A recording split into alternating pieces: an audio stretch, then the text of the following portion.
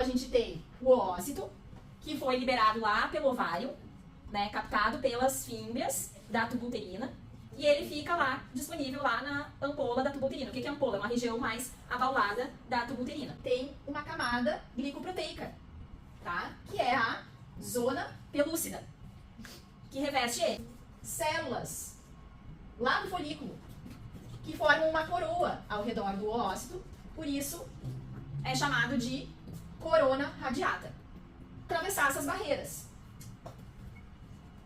Né? Ele, aqui no sistema reprodutor feminino, ele vai se tornar capacitado, ele vai sofrer um processo de capacitação, né? Se tornando mais ativo. Aqui ele tem uma vesícula, aqui está o núcleo dele. E aí, ele vai chegar aqui e ultrapassar a corona radiata. Ao fazer isso, ele vai liberar enzimas aqui dessa vesícula, que é o acrosoma, e vai abrir espaço na zona pelúcida. Tá? Então, essa é a reação acrossômica, que é a liberação das enzimas do acrossoma, para ele fazer esse caminho na zona pelúcida. Depois, então, ele vai ultrapassar a membrana plasmática do ócito, que eu fiz aqui em preto. Por quê? O que ele quer? Colocar o núcleo dele aqui dentro. Né? Então, ele tem que passar isso. O que acontece quando ele passa, né, a zona pelúcida? A terceira reação, que é a reação zonal.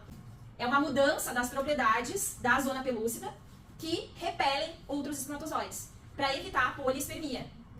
Porque mais de um espermatozoide penetrando aqui no ócito, a gente teria uma célula com 3 núcleos haploides, o que é inviável.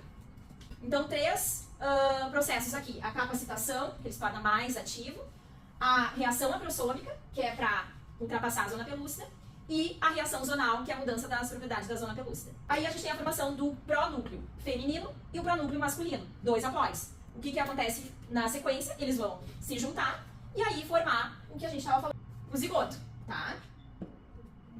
Aí, o zigoto tá aqui, né, na tuba uterina, é o dia 0 da nossa vida. Em horas, o zigoto vai sofrer o quê? Clivagem, segmentação, mitose, sinônimos, né? Originando primeiro 2 células, essas 2 células vão fazer mitose de novo, cada uma originando mais 2, a gente vai ter 4 células, e assim por diante, ao passo que essa estrutura vai se encaminhando para o corpo do útero. Vai se dividindo e se encaminhando. Né? De 16 a 32 células, fica bem compactada essa estrutura e a gente chama de mórula, porque parece uma amora, né? Cheio de célulazinhas. Né?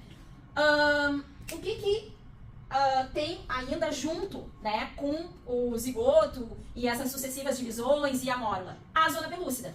A zona pelúcida permanece. Tá? Essa estrutura, ela tá solta aqui no útero. Bom, no final das primeiras semanas, 5, 6 dias, essa estrutura vai estar aqui no corpo do útero. Né? E nessa região posterior é que é o local preferencial da implantação.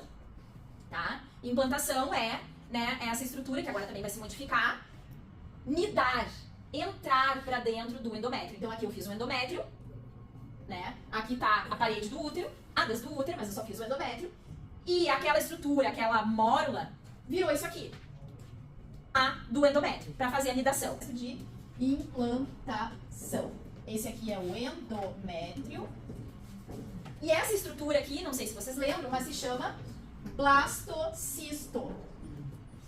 Tá? O que acontece com aquelas células? Elas se segregam, se separam, formando 2 estruturas que eu fiz em cores diferentes aqui. Né? Um polo da célula fica com mais células. Tem mais células, que é essa estrutura, né? É o embrioblasto.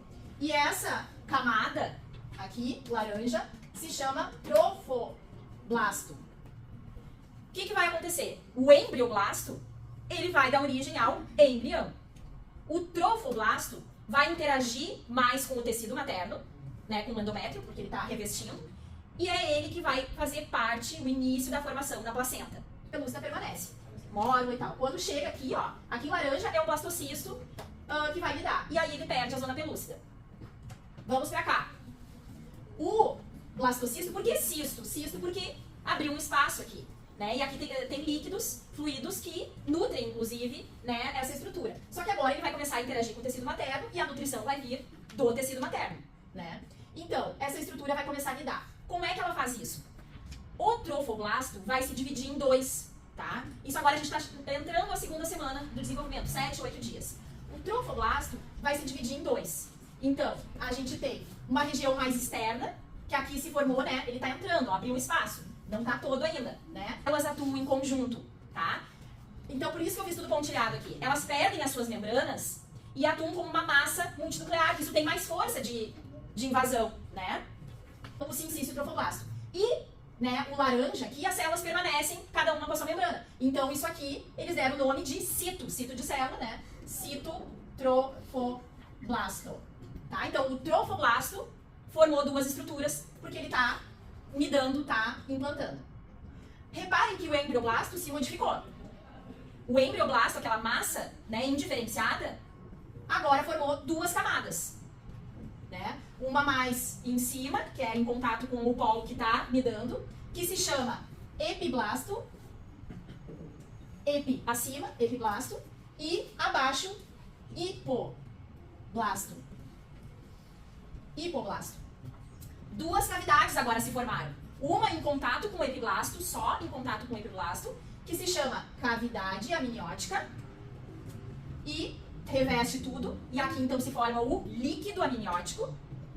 E uma outra cavidade se forma em contato com o hipoblasto e reveste tudo aqui, que se chama saco vitelino. Tá? Parênteses. Então, o saco vitelino, né, essas células aqui, vão dar origem às células sanguíneas, às células das gônadas. Então, as oogônias, as espermatogônias se originam ali, depois vão migrar e aí elas vão para as gônadas. Tá, e a cavidade amniótica, esse líquido amniótico, é onde o bebê vai se desenvolver. Que é super importante esse líquido, né? Pra ele poder se movimentar, é um líquido que protege, né? Contra batidas, contra lesões. O sincício trofoblasto vai fazendo, né, essa erosão, vai liberando enzimas e fazendo degradação do tecido materno até que a gente chega aqui, né? O endométrio se refaz, cicatriz, no local onde o blastocisto nidou. E agora ele está todo implantado, bem maior, ele vai crescendo, né? E outras estruturas vão aparecendo. Então isso aqui, ó, é isso aqui. O que aconteceu? Formou mais uma cavidade em torno de tudo. Como é que isso acontece? Porque começa ao redor disso aqui que entrou, né? Começa a crescer um tecido. E começa a crescer aqui. Ele invade e cresce todo, só que ele é transitório. Ele degenera. Ficando, separando essa estrutura aqui, ó, do resto e deixando um pedículo, que é o pedículo de conexão.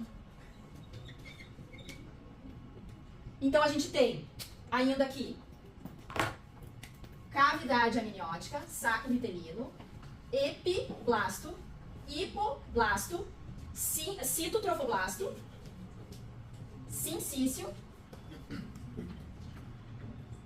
trofoblasto e uma cavidade extra em torno de tudo, tá? Como é que se chama essa cavidade aqui? Revestida, então, pelo mesoderma extraembrionário. Cólio. Isso aqui se chama cavidade coriônica. E aqui tem líquido também. Tá? E o que o pedículo de conexão vai dar origem? Deixa eu explicar melhor. O que vai acontecer com essas estruturas aqui que estão interagindo com o tecido materno? Vão formar a placenta. Né? Esse sincício trofoblasto, ele está interagindo com as glândulas e vasos maternos. Né? Ele forma umas vilosidades assim, por toda essa estrutura. Só que isso aqui vai crescendo, dá volta aqui e vão degenerar. E desenvolvem só de um lado. E são essas vilosidades formadas de sincício, cito e o tecido conjuntivo aqui que se forma desse mesoderma, que vão interagir com os vasos maternos e formar a placenta. Então é esse tecido aqui que vai formar a placenta, que é o assunto que a gente vai ver. E quem é que vai carregar, né, os nutrientes, placenta, embrião, feto, e levar a excreção do embrião feto para a placenta? Esse pedículo aqui. Então, ele vai dar origem ao cordão umbilical. Ali dentro, então, vão se formar vasos, né, 2 artérias e uma veia, que vão se ramificar dentro dessas vilosidades. E as membranas dessas vilosidades, que são formadas de sincício, cito e conjuntivo, vão formar a barreira placentária. Né? Por outro lado, o sangue da mãe está jorrando aqui em vasos que se abrem, abertos assim, em lacunas, né? Formando uma piscina.